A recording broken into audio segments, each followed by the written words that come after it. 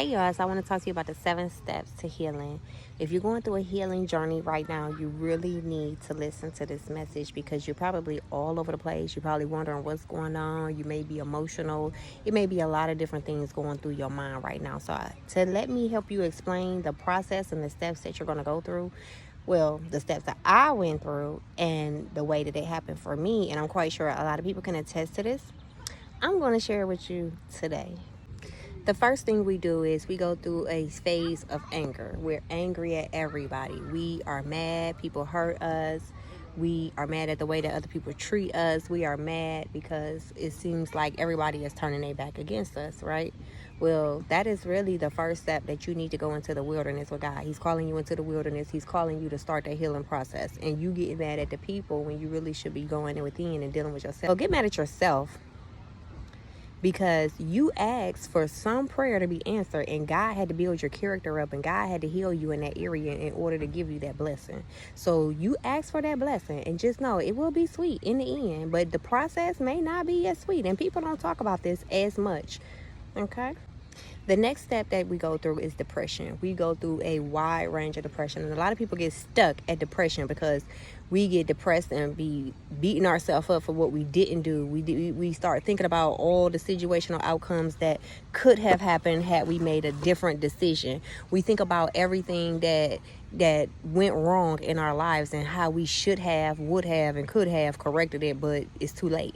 Then we go through beating ourselves up over how bad we look, how much, because now you're looking at yourself in the mirror. So when you begin to look at yourself in the mirror, you like, oh, I don't like you. I don't want to deal with you. That's why a lot of people watch TV, because they can't sit alone with themselves. They cannot sit alone with themselves. So they watch TV. They talk on the phone. They find things that take up their time and attention from actually sitting down and spending time by themselves, right?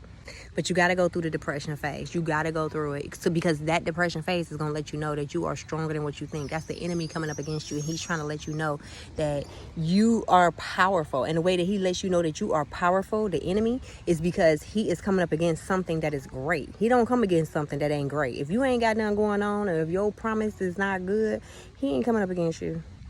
After the depression, you go through a phase of hurt. You are hurting everybody. Now you feel sorry for yourself for beating yourself up. You feel sorry for how everybody treated you because they don't recognize what type of good person you really are. And you sit up there and you wonder, okay, well, if I try to let them back in, even though they slapped me in the face, I want them to come back in because I really want to be around them. I love them. These are my family. These are my friends.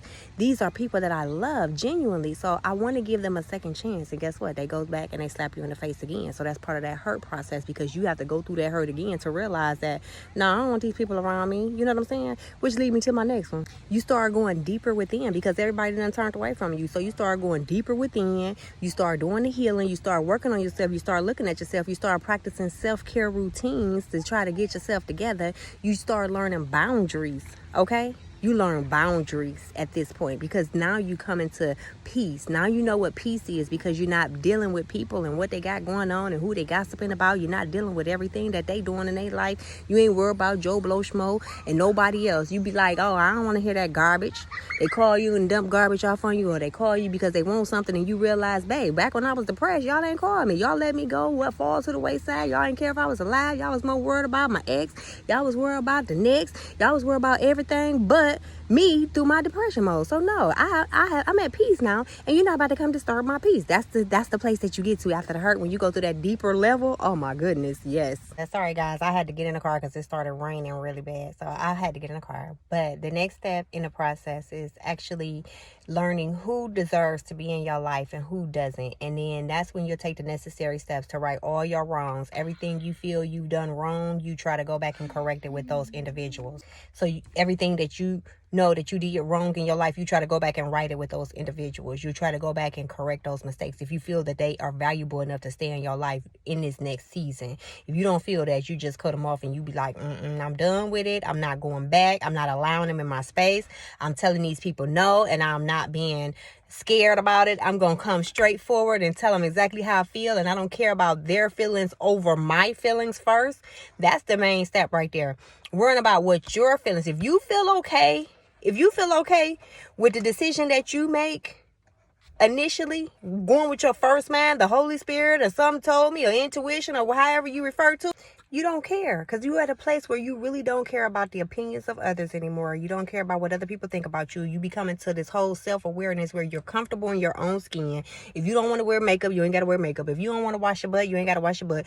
Nah, I hope you do. But, some days you might have those days. I don't know. But, you go into wearing what you want to wear instead of wearing what may appeal to your enemies. You're not trying to wear a name brand and go broke for trying to please your enemies. These people that don't even like you, because you've already realized they don't like me anyway. I have found a whole new tribe of people that don't even care. They accept me for who I am. You change your whole identity according to where you are at that phase in your life. You know what I'm saying? And that's where the last one comes in, that y'all, we going to get focused on our goals. What is the promise that he got for us? We're going to go after it diligently. We're going to go after it and seek it wholeheartedly. We're going to get up every single day.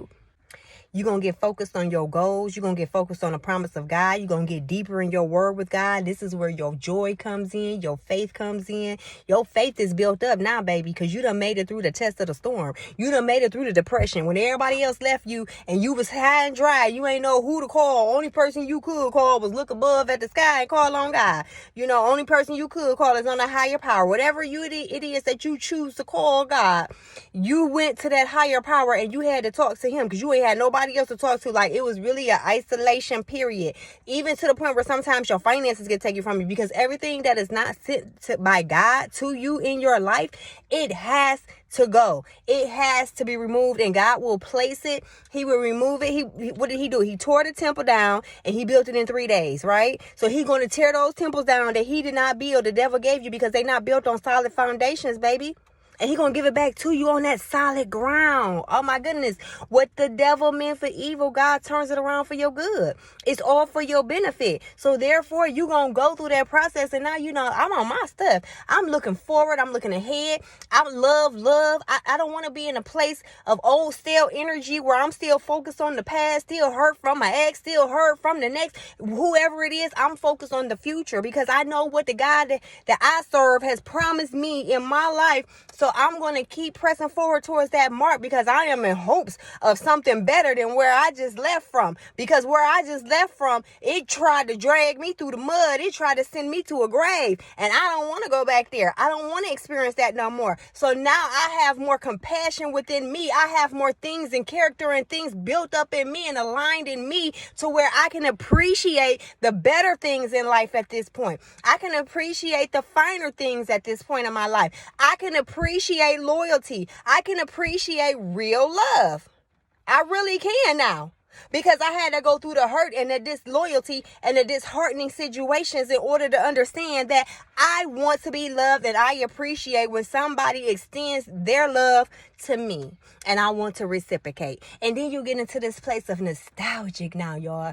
And you get in this place of nostalgia because you're in expectancy. You are expecting your baby to be delivered. Whatever that baby is, whatever you are birthing in this season, you are expecting it to be delivered in this season, because now you have went through that healing process. And yes, you can come out with a smile on your face and look like you ain't been through the fire, but baby, people don't know what you've been through. But you got a story to tell, and that's what it's going to help to get other people through the same situation. One voice can't tell everybody, but your voice can. One voice can't relate to everybody, but maybe your voice can. So once you go through that whole step of healing, and you might have had to do it by yourself, baby, because you are the chosen one. You might have had to go through all of that by yourself because you had to go and lead the other people up out of Egypt, baby. You had to lead the other people up out of their place of depression and help them pick their bed up and walk. You got to go help them people. So you had to go through what you had to go through. And that's why when you get in those moments of depression, you got to get up and pick your own self up. You got to get your own self together. You got to get your own self right. You got to say, get in the right mind frame. Get in the right headspace. No, those are not my thoughts. Those are not my thoughts. Those are the devil thoughts. I don't want those thoughts. I don't want to think those thoughts. I only think good, pure, positive thoughts. I'm out of that old stale energy, and I'm out with the old, in with the new. Fresh thoughts, fresh anointing, fresh oil every single day. And you got to get up every single day, and you got to want it for yourself every single day. You got to get up every single day, and you got to look for that. Don't go looking for problems. Don't go looking for gossip. Don't go looking for other people's business to mosey on into. Go tend to yo, yeah, right? Especially if y'all, a lot of y'all be praying for y'all husband, praying for your kingdom spouse, praying for everything. Well, guess what? Once you get to that place of healing, when you at that last spot, baby, now you can work on yourself in those areas where you can cater to your husband, where you can please your husband properly, because you're going to now begin to enjoy doing the things. You are truly happy in where you're going. You are truly satisfied in making sure that you are taking the necessary steps to build a schedule on your own to be able to provide for your man and please your man and reciprocate everything that he got for you, your husband, that God got for you. So you're going to begin to do what you're supposed to do, that you want to do, because it feels good to be organized. I'm just going to be real with you.